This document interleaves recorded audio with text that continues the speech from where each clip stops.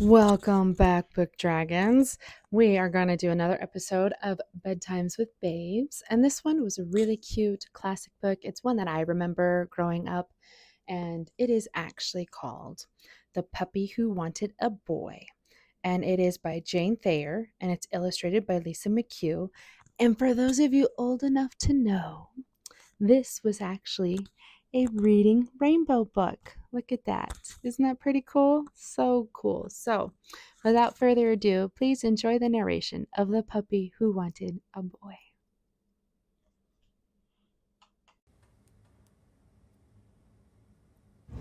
The Puppy Who Wanted a Boy. One day, Petey, who was a puppy, said to his mother, who was a dog, "I'd like a boy for Christmas." His mother, who was a dog, said she thought he could have a boy if he was a very good puppy. So, the day before Christmas, Petey's mother asked, "Have you been a very good puppy?" "Oh, yes," Petey said. "I didn't frighten the cat." "You didn't?" asked Petey's mother. "Well, I just frightened her a little," said Petey. "And I didn't chew on any shoes." "Not any?" said his mother. "Just a teensy-weensy chew," said Petey. "And I almost always remembered to bark when I wanted to go out." "All right," said his mother. "I think you've been good for such a little dog. I will go out and get you a boy for Christmas." But when Petey's mother came back, she looked very worried. "How would you like a soft white rabbit with pink fluffy ears for Christmas?" she said to Petey. "No thanks," said Petey. "Don't you want a lovely canary?" "I'd like a boy," said Petey. "How about some guppies?" said Petey's mother. "I just want a boy," said Petey. "Petey," said his mother at last, "there are no boys to be found." "No boys?" cried Petey. "Not one could I find. They're terribly short of boys this year." Petey thought he couldn't stand it if he didn't have a boy. Finally, his mother said, "There now, there must be a boy somewhere. Perhaps you could find some dog who would give his boy away." "Do you think I could?" asked Petey. "It wouldn't hurt to try," said his mother. So Petey started off. It wasn't long before he saw a collie racing with a boy on a bicycle. Petey trembled with joy. "If I had a boy on a bicycle," said Petey to himself, "I could run like anything. I'll take a little run now, and I'll ask the collie politely if he'll give his boy away." So Petey leaped after the bicycle. He called out to the collie, "Excuse me, do you want to give your boy away?" But the collie said no, he definitely didn't, in a dreadful tone of voice. Petey sat down. He watched the collie and his boy on a bicycle until they were out of sight. "I didn't really want a boy on a bicycle anyway," said Petey.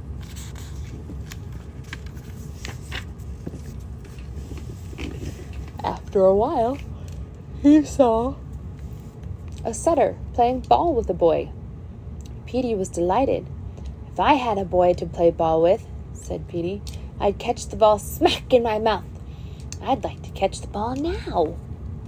But he remembered how cross the collie had been, so he sat down on the sidewalk and called out politely, "Excuse me, do you want to give your boy away?" But the setter said, no, he definitely didn't, in a terrifying tone of voice. "Oh, well," said Petey, trotting off. "I don't think playing ball is so much fun." Soon, Petey came to a bulldog sitting in a car with a boy. Petey was pleased, for he was getting a little tired from so much walking. "If I had a boy in a car," said Petey, "I'd laugh at walking dogs. I'd like a ride right now." So he called out loudly, but very politely, "Excuse me, do you want to give your boy away?" But the bulldog said, "No, he definitely didn't," and he growled in Petey's face. "Uh-oh," said Petey. He hurried behind a house and stayed until he saw the bulldog and his boy drive away. "Well, who wants to go riding in a car?" "Not me," said Petey, coming out from behind the house. He thought he would just rest a while, though he had come a long way for such a little dog. He was limping a bit when he started off again. After a while, he met a Scotty, walking with his boy and carrying a package in his mouth. "Now that is a kind of boy," said Petey. "If I had a boy to take walks with and carry packages for, there might be some dog biscuits or cookies in the package. I would like a cookie right now." He hadn't had any lunch, but he remembered how cross the collie, the setter, and the bulldog had been. So he stayed across the street and shouted at the top of his lungs, but as polite as could be, "Excuse me, do you want to give your boy away?" The Scotty had his mouth full with a package, but he managed to say, "No, definitely not," and he showed his sharp teeth to Petey. "I guess that wasn't the kind of boy I wanted either," said Petey. "But my goodness, where can I find a boy?" Well, Petey trotted on, but he couldn't find a single boy who would give his boy away. Petey's ears began to droop, his tail grew limp, and his legs were very tired. "My mother was right," he thought. "There isn't a boy to be found." Just as it was getting dark, he came to a large building on the very edge of town. Petey was walking by slowly when he saw the sign, "Home for Boys." "Maybe I could find a boy here," said Petey to himself. "These boys have no parents, and no dog to take care of them either." He padded slowly up the walk of the home. He was so tired he could hardly lift his little paws.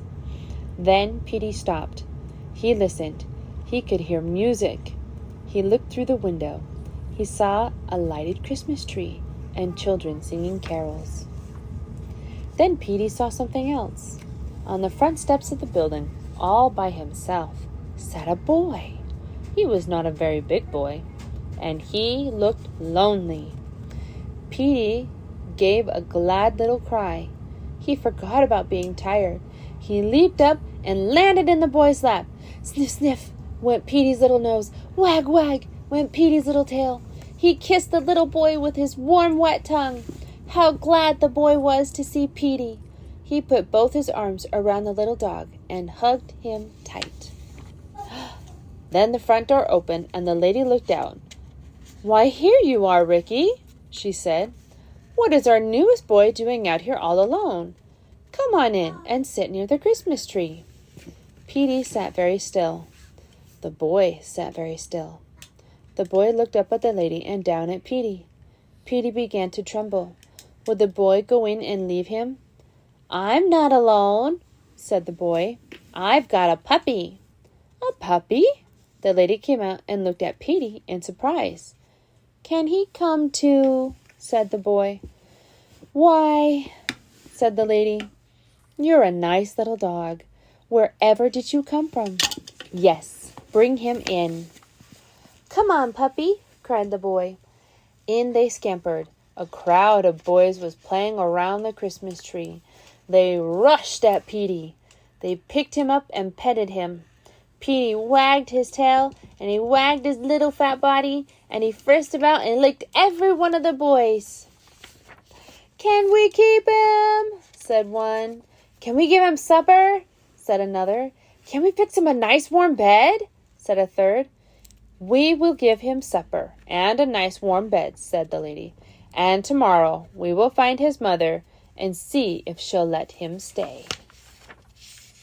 Petey knew his mother would let him stay.